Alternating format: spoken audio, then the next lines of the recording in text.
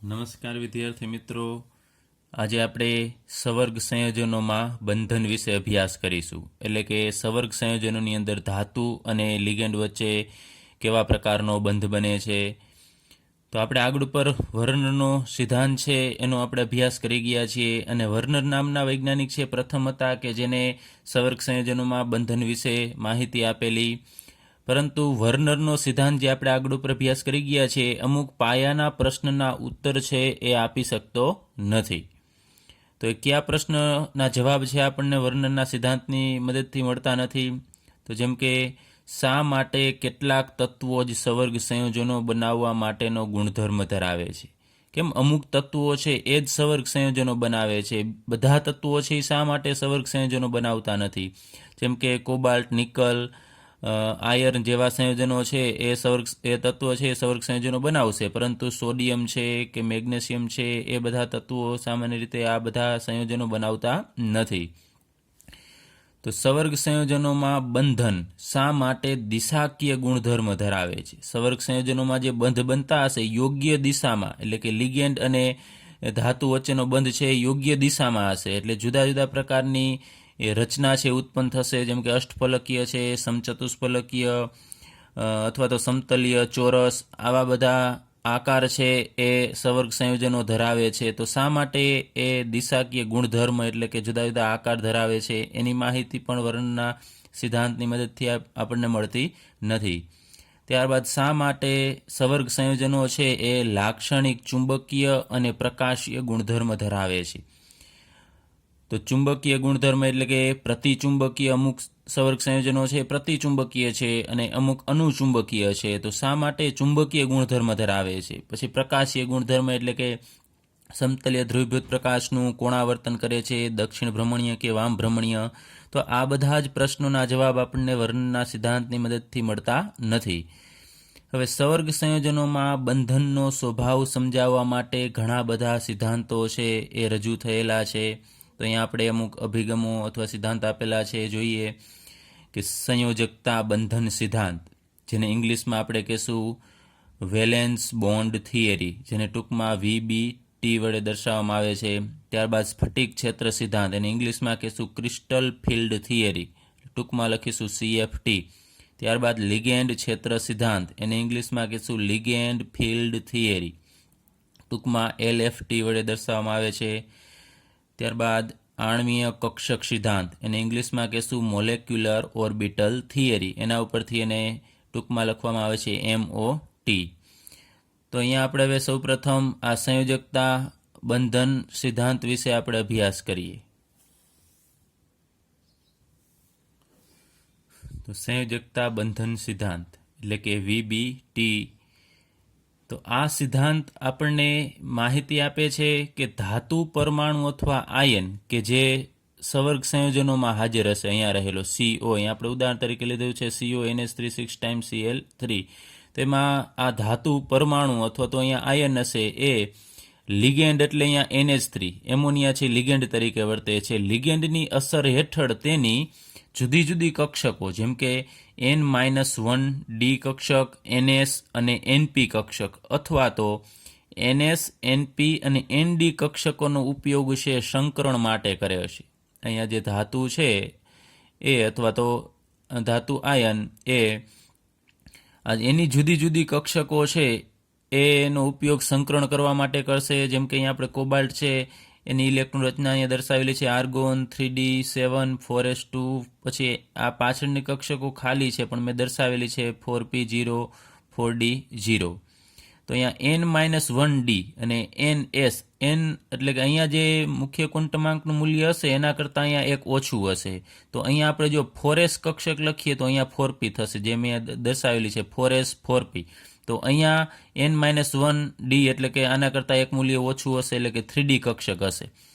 તો અહીંયા ત્રણે ત્રણ કક્ષકો આપણે જોઈએ તો આ રીતે દર્શાવી શકાય. આ 3D 4s 4p એટલે એને આપણે સામાન્ય રીતે લખવું N-1D NS NP થશે, અથવા તો એટલે આ કક્ષકોનો ઉપયોગ કરી અને સંકરણ કરશે, અથવા તો NS NP ND કક્ષક એટલે કે ત્રણે ત્રણના મુખ્ય ક્વોન્ટમાંક સમાન હોય. જેમ કે અહીંયા લઈએ 4s 4p 4d, આના ક્વોન્ટમાંક છે મુખ્ય ક્વોન્ટમાંક એ સમાન છે. તો કાં આ 3 કક્ષકો અથવા આ કક્ષકોનો ઉપયોગ કરી અને સંકરણ કરશે, અને સંકરણ પામેલી જે કક્ષકો છે એ જુદી જુદી રીતે ગોઠવાશે અને જુદા જુદા આકાર છે એ બનાવશે. જેમ કે અષ્ટફલકીય છે, સમતલીય ચોરસ છે, સમચતુષ્ફલકીય એવી ભૂમિતિ બનાવે છે. કોણ બનાવશે? તો સંકૃત કક્ષકો. અને એ કક્ષકોની અંદર લિગેન્ડ છે એ ઇલેક્ટ્રોન આપતા હોય છે. તો અહીંયા આપણે સૌપ્રથમ જુદા જુદા સવર્ગ આંક ધરાવતા સંયોજન લઈએ અને એમાં થતું સંકરણ અને એના આકાર વિશે અભ્યાસ કરીએ. તો જો કોઈ પણ સંયોજન હોય એમાં ધાતુનો સવર્ગાંક 4 હોય તો એમાં થતું સંકરણ sp3 હોય તો એનો આકાર એટલે કે અવકાશમાં સંકૃત કક્ષકોની ગોઠવણી છે સમચતુષ્ફલકીય પ્રકારની હશે. એ જ રીતે સવર્ગાંક 4 જ હોય તો dsp2 સંકરણ થશે. તો યાદ રાખજો, આ બંનેમાં સવર્ગાંક 4 છે તો સંકરણ અલગ અલગ હોઈ શકે. sp3 અને dsp2 સંકરણ બદલશે તેનો આકાર પણ બદલશે. તો dsp2 સંકરણ થતું હોય તો સમતલીય ચોરસ આકાર છે એ મળશે.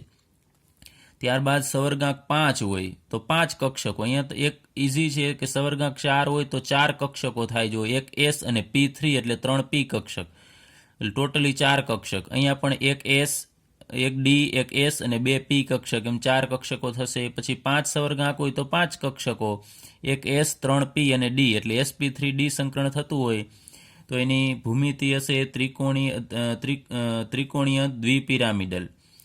પછી સવર્ગાંક 6 હોય તો 2 સંકરણ એમાં સંભવી શકે, sp3d2 તો એનો આકાર થશે અષ્ટફલકીય. અને બીજું સંકરણ સવર્ગાંક 6 હોય તો d2sp3 થશે તો એનો આકાર તો સેમ જ રહેશે. એટલે અષ્ટફલકીય હોય તો 2 પ્રકારનું સંકરણ હોઈ શકે, sp3d2 અથવા તો d2sp3. હવે અહીંયા તમે જુઓ છો કે આ ડી કક્ષક છે એ આ એસ અને પીની પાછળ છે. તો 4s, 4p, 4d આ પાછળની ડી કક્ષક છે એ અહીંયા હશે.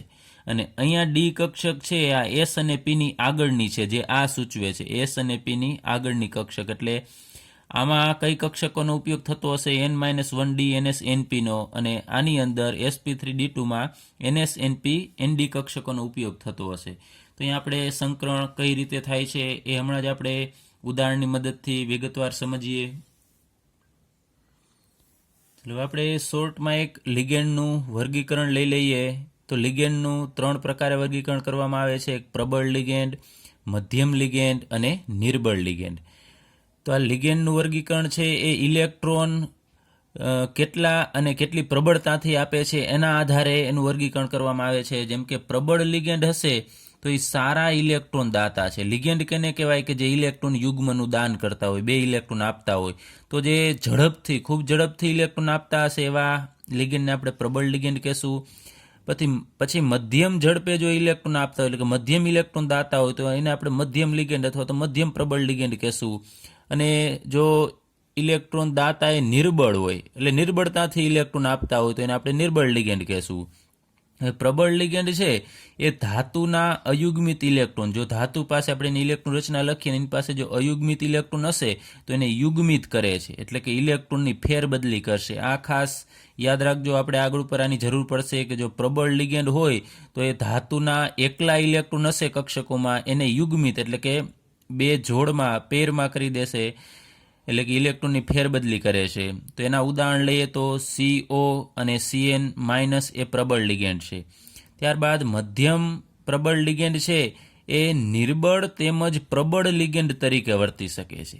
એટલે જે અહીંયા આપણે ઉદાહરણ લીધા છે NH3, H2O, NO2-, OH- એ બધા મધ્યમ પ્રબળ લિગેન્ડ છે. એટલે કે એ નિર્બળ લિગેન્ડ તરીકે પણ વર્તી શકે અને પ્રબળ લિગેન્ડ તરીકે પણ વર્તી શકે છે. હવે નિર્બળ લિગેન્ડ છે એ ધાતુના અયુગ્મિત એટલે કે એકલા ઇલેક્ટ્રોન હશે એને યુગ્મિત કરી શકશે નહીં, એ યુગ્મિત નથી કરતા. તો આપણે કહી શકાય એ ઇલેક્ટ્રોનની ફેરબદલી કરશે નહીં. તો નિર્બળ લિગેન્ડના પણ ઉદાહરણ યાદ રાખજો: F-, Cl-, Br- અને I-. આ ઉપરાંત બીજા પણ છે, પરંતુ મેં અમુક જ ઉદાહરણ લીધેલા છે. હવે એક બીજી અગત્યની વસ્તુ કે આ બધા લિગેન્ડ છે એ પ્રબળ તરીકે પણ વર્તી શકે અને નિર્બળ તરીકે પણ વર્તી શકશે. તો અમુક સંયોજનની અંદર પ્રબળ તરીકે વર્તે છે અને અમુક સંયોજનોમાં એ નિર્બળ તરીકે પણ વર્તી શકે. હવે આપણે CONH3 6 ટાઈમ 3+ સંકીર્ણ આયનની ભૌમિતિક રચના અને ચુંબકીય ગુણધર્મ વિશે અભ્યાસ કરીએ. એટલે કે આયન છે એની ભૌમિતિક રચના જાણવા માટે એમાં કયું સંકરણ થાય છે એ આપણે જાણવું પડશે, અને એનો ચુંબકીય ગુણધર્મ છે એ પણ આપણે એની ઇલેક્ટ્રોન રચનાની મદદથી આપણે જાણીશું. તો સૌ પ્રથમ આમાં કયું સંકરણ થાય છે એ જાણવા માટે અહીંયા કઈ ધાતુ છે અને એનો પરમાણ્વીય ક્રમાંક શું છે એ આપણને ખ્યાલ હોવો જોઈએ. તો અહીંયા ધાતુ કોબાલ્ટ છે, તો કોબાલ્ટનો પરમાણ્વીય ક્રમાંક 27 છે. તો એની ઇલેક્ટ્રોન રચના પ્રથમ આપણને લખતા આવડતી હોવી જોઈએ. તો કોબાલ્ટની ઇલેક્ટ્રોન રચના થશે આર્ગોન 3d7 4s2. પછી આપણે 4p નથી લખતા, પરંતુ મેં દર્શાવેલી છે કારણ કે સંકરણમાં આ કક્ષકનો ઉપયોગ થશે. તો અહીંયા મૂલ્ય તમે જુઓ છો 3d એટલે એ 4s કરતાં એક ઓછું છે, એટલે n-1d કક્ષક થશે આ. તો આ તટસ્થ પરમાણુની ઇલેક્ટ્રોન રચના છે, અહીંયા મેં દર્શાવેલી છે. હવે આ લખ્યા પછી આપણને અહીંયા જે સંકીર્ણ આયન આપેલો છે અથવા સંયોજન છે એમાં જે ધાતુ હશે અહીંયા એનો ઓક્સિડેશન આંક ખ્યાલ હોવો જોઈએ. તો CONH3 6 ટાઈમ 3+ કોબાલ્ટનો ઓક્સિડેશન આંક અહીંયા +3 છે. એ આપણે આગળ ઉપર મેળવેલો, કઈ રીતે ઓક્સિડેશન આંક મેળવવો, કે અહીંયા ચાલો ફરીથી લઈ લઈએ. અહીંયા કોબાલ્ટને આપણે X તરીકે ધારી લઈએ અથવા એમને પણ રાખી શકો. NH3 તટસ્થ લિગેન્ડ છે, તો એનો ઓક્સિડેશન આંક 6 × 0 એટલે 0 થશે, અને અહીંયા ઉપર જે વીજભાર હોય એને આપણે બરાબરની જમણી બાજુએ લખવાનો. તો અહીંયા X + 0 એટલે X બરાબર +3 આવશે, એનો ઓક્સિડેશન આંક +3 છે.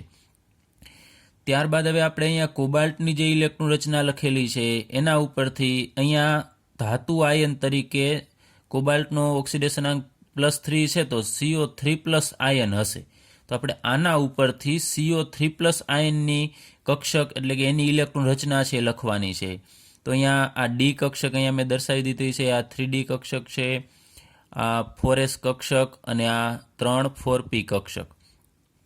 હવે અહીંયા કોબાલ્ટ છે એમાંથી આપણે CO3+ બનાવવો છે. CO3+ આયન એટલે કે એને 3 ઇલેક્ટ્રોન ગુમાવેલા હશે. તો અહીંયા કોબાલ્ટની ઇલેક્ટ્રોન રચનામાંથી આપણે 3 ઇલેક્ટ્રોન દૂર કરવાના છે. તો ઇલેક્ટ્રોન દૂર કયો થશે, તો તમને ખ્યાલ છે કે 4s કક્ષકમાંથી ઇલેક્ટ્રોન દૂર થાય છે. અને આપણે એની ઇલેક્ટ્રોન રચના લખીએ છીએ ત્યારે 4s 3d 4p એમ આપણે ક્રમ બોલીએ છીએ, પરંતુ અહીંયા આગળ 3d એટલા માટે લખેલી છે કારણ કે આ અંદરની કક્ષક છે અને આ બહારની કક્ષક છે. બાકી ઇલેક્ટ્રોન પહેલાં ભરાતો હશે 4sમાં, પછી 3dમાં ભરાય, એટલે 4s2 પાછળના જે 7 ઇલેક્ટ્રોન વધશે એ 3d કક્ષકમાં આવશે. તો અહીંયા 4sમાંથી પહેલાં 2 ઇલેક્ટ્રોન જશે કારણ કે બહારની કક્ષક છે. બહારની કક્ષકમાંથી પહેલાં ઇલેક્ટ્રોન દૂર થશે, તો પહેલાં 2 ઇલેક્ટ્રોન અહીંયાથી દૂર કરવાના. હવે જો આપણે ત્રીજો ઇલેક્ટ્રોન અહીંયા દૂર કરવાનો છે તો એ પછી 3d કક્ષકમાંથી થશે, એટલે પહેલાં 2 આમાંથી કાઢવાના. ઘણા અહીંયાથી 2 કાઢી નાખે છે અને આમાંથી પછી 1 કાઢે છે, એમ ન ચાલે. પહેલાં યાદ રાખજો 4sમાંથી દૂર કરવાના અને પછી 3dમાંથી. તો 2 અહીંયાથી ને 1 અહીંયાથી. તો અહીંયાથી 1 આપણે દૂર કરીશું તો અહીંયા 6 ઇલેક્ટ્રોન વધશે. તો 6 ઇલેક્ટ્રોનને આપણે દર્શાવવા માટે પહેલાં તો હુન્ડના નિયમ મુજબ દરેકમાં 1 ઇલેક્ટ્રોન છે ગોઠવવાનો થશે. ત્યારબાદ 6થો ઇલેક્ટ્રોન અહીંયા ગોઠવીશું અને 4s કક્ષકમાં હવે 0 ઇલેક્ટ્રોન આવશે. એટલે મેં ડાયરેક્ટલી લખેલું છે અહીંયા 6 ઇલેક્ટ્રોન, અહીંયા 0 ઇલેક્ટ્રોન. તો અહીંયા આ CO3+ આયનની કક્ષકો છે. હવે બીજું એક અગત્યનું છે કે CO સાથે અહીંયા જોડાયેલો લિગેન્ડ કયા પ્રકારનો છે. આગળ ઉપર આપણે વર્ગીકરણ જોયું, એમાં NH3 છે એ મધ્યમ પ્રબળ લિગેન્ડમાં આવે, તો અહીંયા એ પ્રબળ લિગેન્ડ તરીકે વર્તે છે. તો હવે જ્યારે NH3 પ્રબળ લિગેન્ડ તરીકે કોઈ પણ બીજો પ્રબળ લિગેન્ડ હોય ત્યારે અહીંયા ઇલેક્ટ્રોનની ફેર ગોઠવણી કરશે, એ ખાસ સમજવાનું છે. તો આપણે લખીએ NH3 પ્રબળ લિગેન્ડ તરીકે વર્તતો હોવાથી ઇલેક્ટ્રોનની ફેર ગોઠવણી કરે છે. ફેર ગોઠવણી એટલે આપણે વાત કરેલી આગળ ઉપર કે અયુગ્મિત ઇલેક્ટ્રોન, અહીંયા તમે જુઓ છો એકલા ઇલેક્ટ્રોન, આ અયુગ્મિત ઇલેક્ટ્રોન છે અને આ 2 યુગ્મિત ઇલેક્ટ્રોન છે. તો આ અયુગ્મિત ઇલેક્ટ્રોન છે ને ફેર ગોઠવણી કરીને બધાને 2-2ની પેરમાં ગોઠવી દેશે. તો હવે અહીંયાથી આ ઇલેક્ટ્રોન છે આપણે કહીએ કે આની સાથે જતો રહેશે અને આ ઇલેક્ટ્રોન છે આની સાથે જતો રહેશે. એટલે એકલા ઇલેક્ટ્રોન છે હવે બેની પેરમાં ગોઠવાશે, પરંતુ ક્યારે? જો લિગેન્ડ પ્રબળ હોય તો ઇલેક્ટ્રોનની ફેર ગોઠવણી એ કરી શકે છે. તો હવે અહીંયા આપણે એના પછી લખીએ છીએ જે ફેર ગોઠવણી થયા પછીની ઇલેક્ટ્રોન રચના.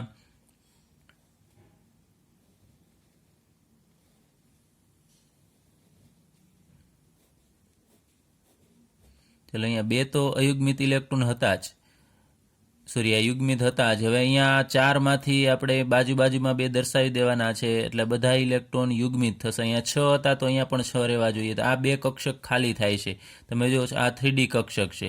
હવે 4s કક્ષક તો ખાલી જ હતી અને 4p કક્ષક પણ ખાલી જ છે. હવે ઇલેક્ટ્રોનની ફેર ગોઠવણી થયા પછી જે ખાલી કક્ષકો છે એમાં સંકરણ થાય છે. અહીંયા એક ખાસ જોવાનું કે 6 NH3 જોડાયેલા છે અહીંયા, તો 6 કક્ષક ખાલી હોવી જોઈએ, 6 કક્ષકનું સંકરણ થશે.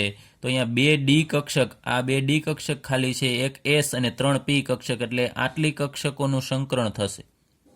એટલે કે એની ઉર્જા અને આકાર છે એ સમાન થશે. આપણે સંકરણનો વિગતવાર અભ્યાસ છે ધોરણ 11ની અંદર પણ કરી ગયા છીએ.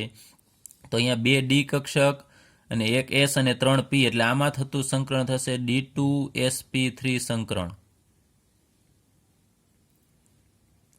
તો અહીંયા જે આપણે આ કક્ષક અત્યારે મેં આમ સાથે જ દર્શાવેલી છે, તમને ટેક્સ્ટ બુકમાં આ બધાને ભેગી રાખેલી છે, કારણ કે એ બધાની શક્તિ છે સમાન છે. તો આને આપણે અલગ પણ પાડી શકીએ, આને અલગ રાખવાની અને આ બધાને અલગ રાખવાની, અથવા તો આ રીતે આમ મેં બોક્સ દર્શાવેલું છે એમ બોક્સ પણ કરી શકાય. તો અહીંયા જે આ સંકૃત કક્ષકો છે, હવે તો સંકૃત કક્ષકો આપણે અહીંયા લખીએ. ચલો, આને અત્યારે હું આમ કમ્બાઈન હવે દર્શાવી દઉં છું, કારણ કે બધાની ઉર્જા છે સંકરણ પામેલી કક્ષકોની સમાન હશે. એટલે 6 કક્ષકો છે અહીંયા. ચલો, આ 6 કક્ષકો જે સંકરણ પામેલી છે, અને આ 3 કક્ષકોને આપણે આ બાજુએ દર્શાવીએ. ચલો, આ બંનેની વચ્ચે ગેપ આપણે રાખીએ છીએ, જે સૂચવે છે કે બંને વચ્ચે ઉર્જાનો તફાવત હશે. તો આ જે કક્ષકો હતી એ CO3+ આયનની જ હતી, પરંતુ સંકરણ પામેલી કક્ષકો છે. તો અહીંયા આપણે લખીએ CO3+ ની ક્યુ સંકરણ થાય છે તો D2sp3 સંકરણ થાય છે, તો એની એ સંકૃત કક્ષક કહેવાય. એટલે આ બધાની ઉર્જા છે અને આકાર છે સમાન હશે. હવે એની જે ખાલી કક્ષકો છે એની અંદર લિગેન્ડ ઇલેક્ટ્રોન આપશે. તો NH3 એટલે કે એ જે લિગેન્ડ છે એમાં નાઇટ્રોજન પાસે 2 ઇલેક્ટ્રોન હશે. એવા 6 NH3 છે એ આ ખાલી કક્ષકોની અંદર ઇલેક્ટ્રોન યુગમાં આપશે. તો અહીંયા આપણે આમ કરીને દર્શાવી દઈએ કે આ NH3ના 2 ઇલેક્ટ્રોન છે એ અહીંયા આવશે. એ જ રીતે અહીંયા NH3ના 2 ઇલેક્ટ્રોન છે આમાં ગોઠવાશે. ચાલો, એવા 6 NH3માંથી 6 ઇલેક્ટ્રોન યુગ્મ છે એ આ D2sp3 સંકૃત કક્ષકની અંદર ગોઠવાશે.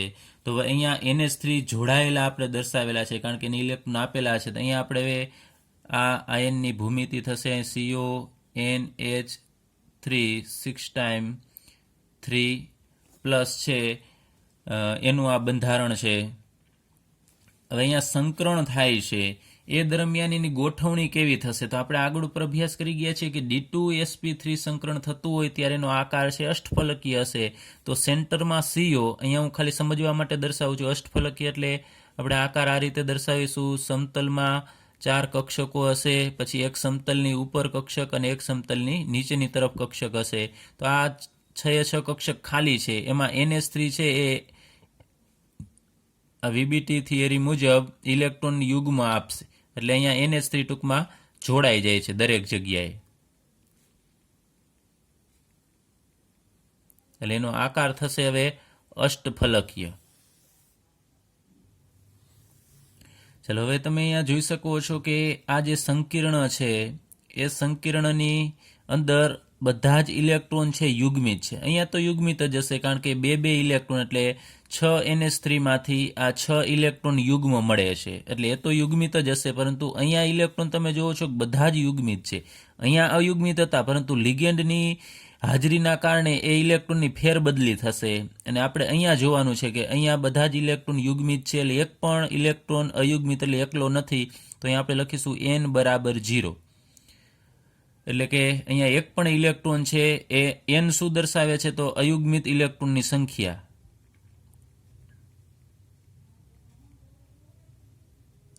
n બરાબર 0. તો એના ઉપરથી આપણે મ્યુનું મૂલ્ય છે એ આપણે મેળવી શકીએ છીએ. એનું સૂત્ર છે √n કૌંસમાં n પ્લસ 2. તો અહીંયા 0 અહીંયા આપણે મૂકીશું તો આ બધી જગ્યાએ આખાની વેલ્યુ છે એ 0 થશે, કારણ કે 0 પ્લસ 2 એટલે 2 થશે, એને ગુણ્યા 0 એટલે 0, એટલે અહીંયા બરાબર મ્યુ. એટલે ચુંબકીય ચાક માત્ર છે એનું મૂલ્ય આપણને 0 મળશે. તો આપણે કહી શકાય કે એ પ્રતિચુંબકીય છે. અથવા તો બીજી એક વસ્તુ તમારે યાદ રાખવાની છે કે એક પણ અયુગ્મિત ઇલેક્ટ્રોન ન હોય તો એનો ચુંબકીય ગુણધર્મ છે એ પ્રતિચુંબકીય આવશે. એટલે પ્રતિચુંબકીય છે. અને જો અયુગ્મિત ઇલેક્ટ્રોન હોય, કોઈ પણ એક હોય, તો એ અનુચુંબકીય થશે, એટલે કે ચુંબક પ્રત્યે આકર્ષાશે. પ્રતિચુંબકીય એટલે ચુંબકથી અપાકર્ષણ અનુભવશે. ચલો ત્યારબાદ અહીંયા આપણે નોટ કરી લઈએ કે સંકરણ કયું થાય છે.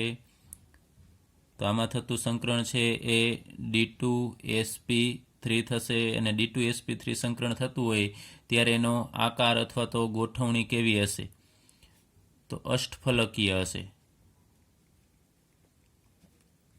આટલી વસ્તુ છે તમને ક્લિયર થવી જોઈએ એના સૂત્ર ઉપરથી. એટલે આ રીતે તમે હવે કોઈ પણ સંયોજન છે એમાં કયું સંકરણ થાય છે તમે આ રીતે વિગતવાર અહીંયા એની ઇલેક્ટ્રોન રચના લખી, પ્રબળ લિગેન્ડ છે કે નિર્બળ, એના મદદથી અહીંયા તમારે જોવાનું થશે. પ્રબળ હોય તો અહીંયા જ બધા ભૂલ કરે છે. પ્રબળ લિગેન્ડ હોય તો ઇલેક્ટ્રોનની ફેરબદલી કરવી, અને નિર્બળ હોય તો ફેરબદલી કરવી નહીં.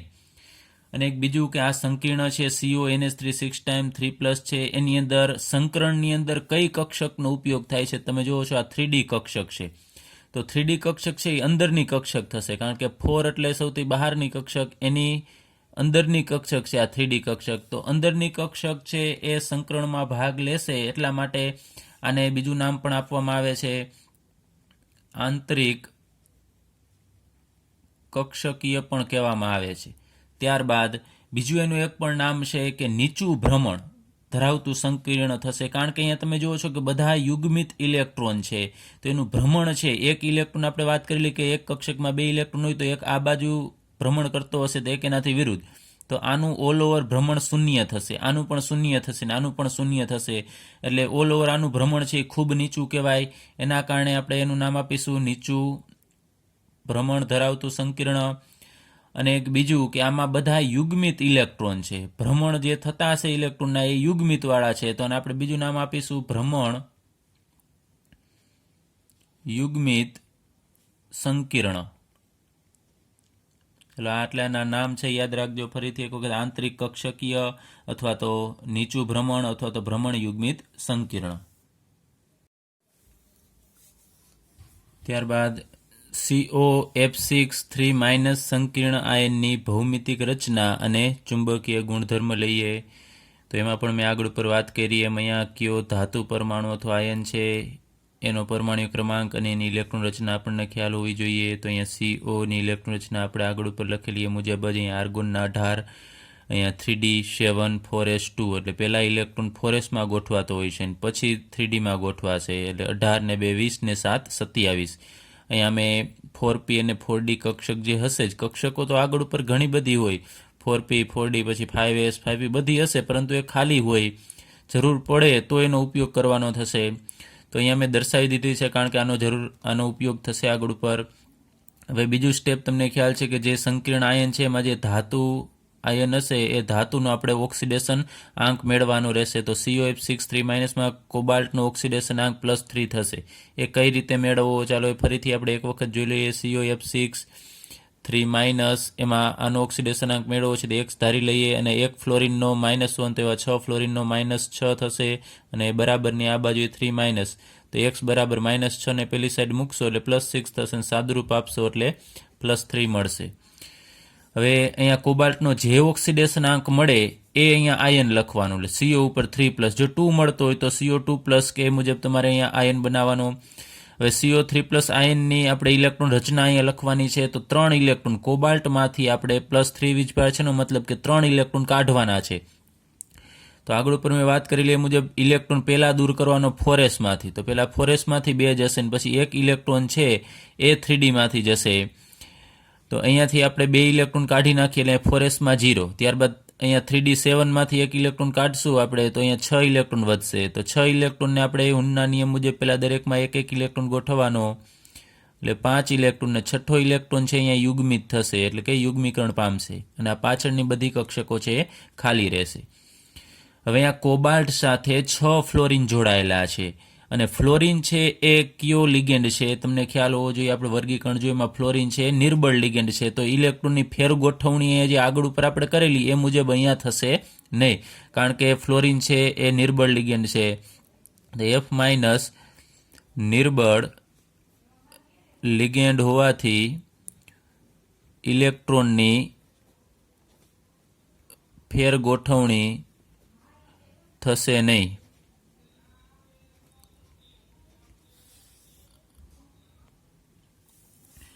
હવે ઇલેક્ટ્રોનની ફેરગોઠવણી થશે નહીં એટલે એમનેમ આપણે આને એમનેમ રાખીશું, અને પાછળની કક્ષકોનો સંકરણ માટે આપણે ઉપયોગ કરીશું. અને કેટલી કક્ષકો નું આપણે સંકરણ કરવાનું છે તો એ પણ તમને અહીંયા આ સૂત્ર ઉપરથી ખ્યાલ આવી જશે કે CO સાથે 6 ફ્લોરિન જોડાયેલો છે, એટલે આનો સવર્ગાંક 6 થશે ફ્લોરિનનો. તો 6 કક્ષકો ખાલી કરવાની છે, અહીંયા છે જ ખાલી, એટલે 6 કક્ષકોનું સંકરણ કરવાનું થશે. ત્યાંથી 1, 2, 3, 4, 5 અને 6, એટલે કે આટલી કક્ષકો છે એનું સંકરણ કરવાનું થશે. એટલે આટલી કક્ષકો સંકરણમાં ભાગ લેશે. 1s, 3p અને 2d કક્ષક. તો અહીંયા આપણે CO3+ ની સંકૃત કક્ષકો લખીએ. કઈ કક્ષકો? 1s, 3p અને 2d, એટલે કે એમાં થતું સંકરણ થશે sp3d2 સંકરણ થાય છે, અને એ કક્ષકોને આપણે કહેશું સંકૃત કક્ષકો. ચલો અહીંયા આ જે કક્ષકો છે એને આપણે એમનેમ રાખીશું. ચલો એના ઇલેક્ટ્રોનમાં પણ કોઈ પણ પ્રકારનો ફેરફાર કરવાનો નથી. અને આ કક્ષકો છે 6 કક્ષકો, ઘણા બધા બધી લઈ લેશે પણ એમ ન ચાલે, કારણ કે અહીંયા જેટલી કક્ષકો, ફરીથી કહું છું, જેટલા લિગેન્ડ, જેટલો સવર્ગાંક હોય એટલી કક્ષકો છે અહીંયા ઉપયોગમાં લેવાની. તો અહીંયા 6 કક્ષકોને અત્યારે આપણે આમ ભેગી દર્શાવી દઈએ છીએ,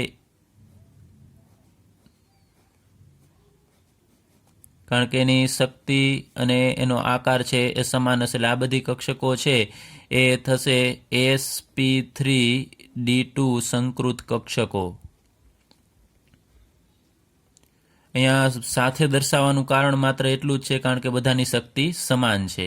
હવે અહીંયા ખાલી જે કક્ષકો 6 બને છે એ કઈ રીતે ગોઠવાશે? તો અહીંયા સંકરણ sp3d2 થતું હોય કે આગળ ઉપર આપણે લીધું d2 sp3 થતું હોય, એનો આકાર તો અષ્ટફલકીય જ થવાનો છે. આ રીતે જેનો આકાર થશે, ઉપર આ રીતે બધી કક્ષકો છે એ જોડાય, એનો આકાર છે અષ્ટફલકીય આપશે.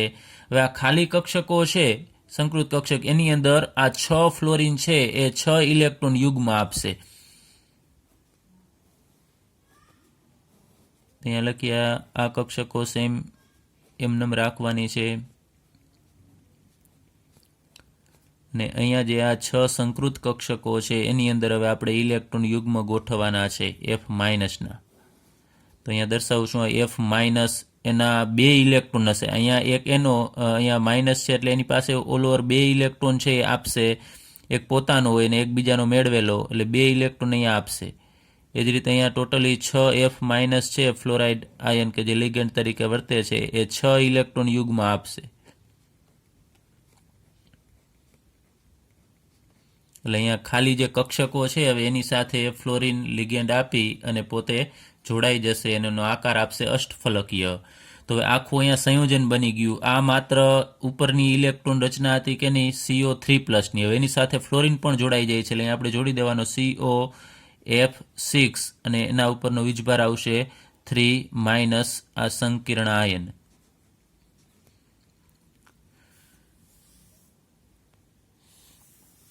હવે અહીંયા તમે જોઈ શકો છો કે અયુગ્મિત ઇલેક્ટ્રોન છે. સંકરણવાળા ભાગમાં જોવાનું જ નથી, કારણ કે અહીંયા તો યુગ્મિત જ હશે. તો આ ભાગની અંદર અહીંયા 1, 2, 3 અને 4 અયુગ્મિત ઇલેક્ટ્રોન છે, એટલે n બરાબર 4 થશે. તો અહીંયા ટૂંકમાં આપણે હવે એનું કાંઈ ચુંબકીય મૂલ્યનું મેળવવાનું નથી, માત્ર જોવાનું કે અયુગ્મિત ઇલેક્ટ્રોન હોય તો એ અનુચુંબકીય થશે, અને બધા જ જો યુગ્મિત ઇલેક્ટ્રોન હોય તો પ્રતિચુંબકીય થશે. તો આનો ચુંબકીય ગુણધર્મ શું થશે હું લખું છું.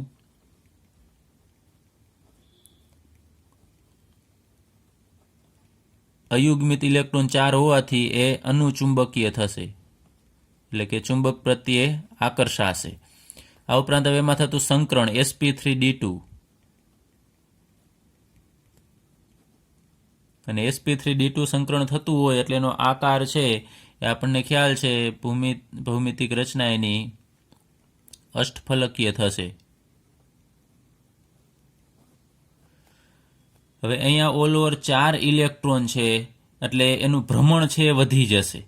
એના પહેલાં અહીંયા આપણે આનું એક સંકીર્ણ છે ને આપણે જુદા જુદા નામ લઈ લઈએ. બીજા એના નામ છે, જેમ કે અહીંયા તમે જો છો સંકરણમાં ભાગ કઈ કક્ષક લઈએ છે. અહીંયા 3D કક્ષક જે અંદરની કક્ષક કહેવાય, 4 કરતાં અહીંયા અંદરની કક્ષક છે તો આંતરિક, પરંતુ અંદરની કક્ષક છે સંકરણમાં ભાગ લેતી નથી. સંકરણમાં ભાગ આ 4D કક્ષક લઈએ છે, જે બાહ્ય કક્ષક થશે. બાહ્ય બહારની ડી કક્ષક છે, એટલા માટે આનું આ સંકીર્ણનું બીજું નામ થશે બાહ્ય કક્ષકીય સંકીર્ણ, અથવા એનું બીજું નામ હવે એના ભ્રમણ ઉપરથી થશે. અહીંયા 4 ઇલેક્ટ્રોન છે જે એકલા છે એટલે ઊંચું ભ્રમણ દર્શાવતા હશે. એક ઇલેક્ટ્રોન માટે એસનું મૂલ્ય આપણને ખ્યાલ છે 1/2 હશે. પછી એ દરેક આ દિશામાં હોય તો આપણે પ્લસ લખી શકાય કે માઇનસ, તો દરેકના અહીંયા +1/2 આપણે લખીશું. તો ઓલ ઓવર આનો સરવાળો કરશો એટલે આપણને 2 મળશે, એટલે એનું ભ્રમણનું મૂલ્ય ઊંચું થશે. આગળ ઉપર CONH3 એક પણ અયુગ્મિત ઇલેક્ટ્રોન નહોતા એટલે એનું મૂલ્ય 0 આવતું હતું. જ્યારે અહીંયા એનું મૂલ્ય છે અમુક આપણને મળશે, તો અહીંયા વધારે અયુગ્મિત ઇલેક્ટ્રોન છે એટલા માટે ભ્રમણ છે ઊંચું થશે ઇલેક્ટ્રોનનું. બધા એક જ દિશામાં ભ્રમણ કરતા હશે, તો અહીંયા આપણે લખીએ એનું બીજું નામ ઊંચું ભ્રમણ સંકીર્ણ.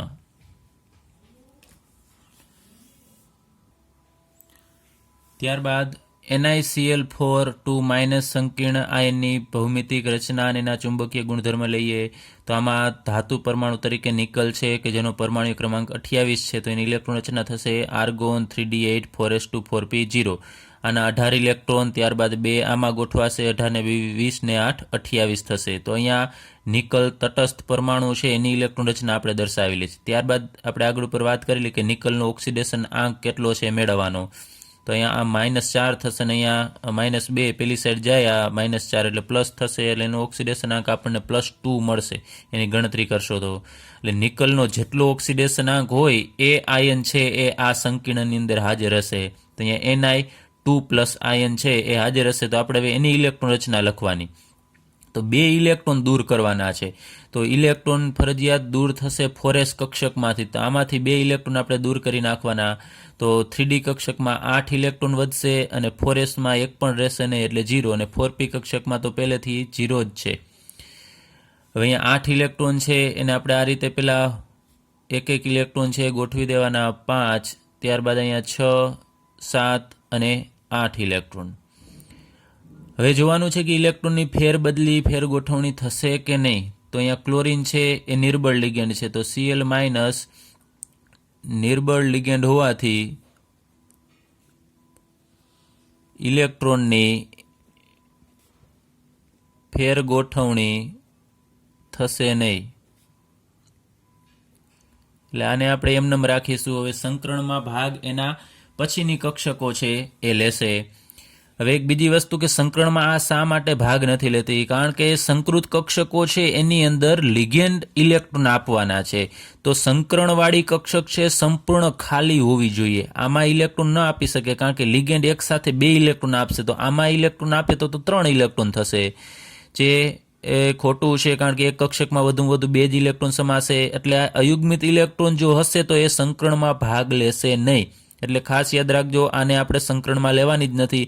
ખાલી કક્ષકો હોય ને એને જ સંકરણમાં આપણે લેવાની છે. આ એક બીજું છે કે જો પ્રબળ લિગેન્ડ હોય ને ફેર ગોઠવણી થયા પછી ખાલી કક્ષક થતી હોય તો એને લેવાની, પરંતુ નિર્બળ હોય ને ખાલી ન હોય તો એને આપણે લેવાની નહીં. એટલે ખાસ આ અગત્યનું છે કે આને આપણે લેવાનું નથી, ખાલી કક્ષકો છે એને જ સંકરણમાં આપણે સમાવવાની છે. હવે બીજું કે 4 ક્લોરીન છે તો 4 કક્ષકો ખાલી હોવી જોઈએ. તો અહીંયા 1, 2, 3 અને 4 એટલે કે S કક્ષક અને 3 P કક્ષક, તો એનું સંકરણ થશે એટલે એની ઉર્જા અને એનો આકાર છે સમાન થશે. ચલો આ 4 કક્ષકો, એમાં એક S કક્ષક છે ને 3 P કક્ષક, એટલે એમાં થતું સંકરણ થશે sp3 સંકરણ. અને આ 4 કક્ષકોને આપણે કહેશું sp3 સંકૃત કક્ષકો. અને અહીંયા રહેલી આ ડી કક્ષક છે એને આપણે એમનેમ દર્શાવવાની રહેશે, એમાં કોઈ પણ પ્રકારનો ચેન્જીસ કરવાનો નથી.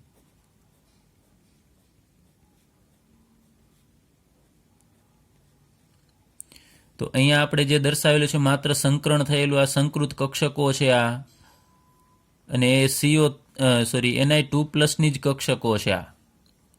એટલે એ લખીએ આપણે Ni2+ ની સંકૃત કક્ષકો. હવે અહીંયા ખાલી કક્ષકો અહીંયા 4 છે. 4 કક્ષકો છે તો એ કઈ રીતે ગોઠવાશે? તો એ સમચતુષ્ફલકી, કારણ કે સંકરણ થતું હશે sp3, તો સમચતુષ્ફલકી આકારે કક્ષકો છે એ ગોઠવાશે. એટલે અત્યારે કક્ષકો ખાલી છે. હવે એની સાથે લિગેન્ડ જોડાશે ક્લોરીન.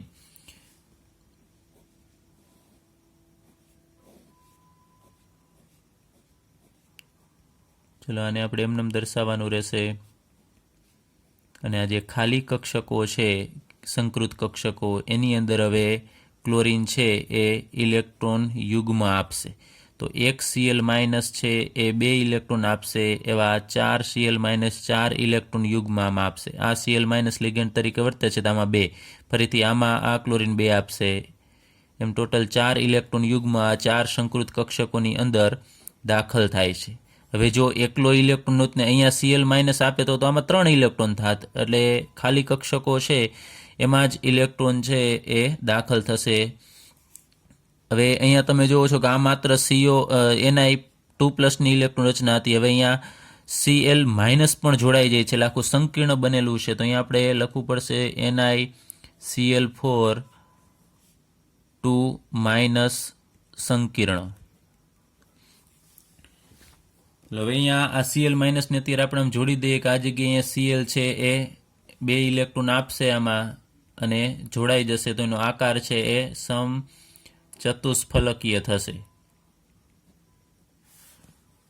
હવે આનો ચુંબકીય ગુણધર્મ આપણે જાણવો છે. તો અહીંયા કેટલા અયુગ્મિત એટલે એકલા ઇલેક્ટ્રોન છે, તો 2 ઇલેક્ટ્રોન છે, તો આપણે લખી શકાય n = 2.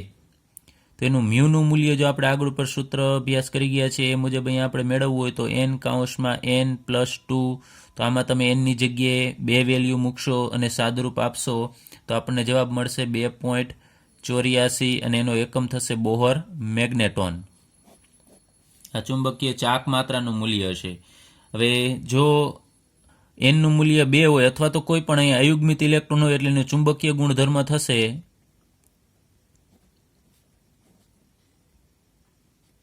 અનુચુંબકીય. એ ચુંબક પ્રત્યે આકર્ષાશે. ત્યારબાદ બીજી વસ્તુ આપણે લખીએ કે એમાં થતું સંકરણ અહીંયા લિસ્ટ કરી નાખીએ છીએ. આમાં થતું સંકરણ sp3 અને એનો આકાર છે ભૌમિતિક રચના એ સમચતુષ્ફલકીય થશે.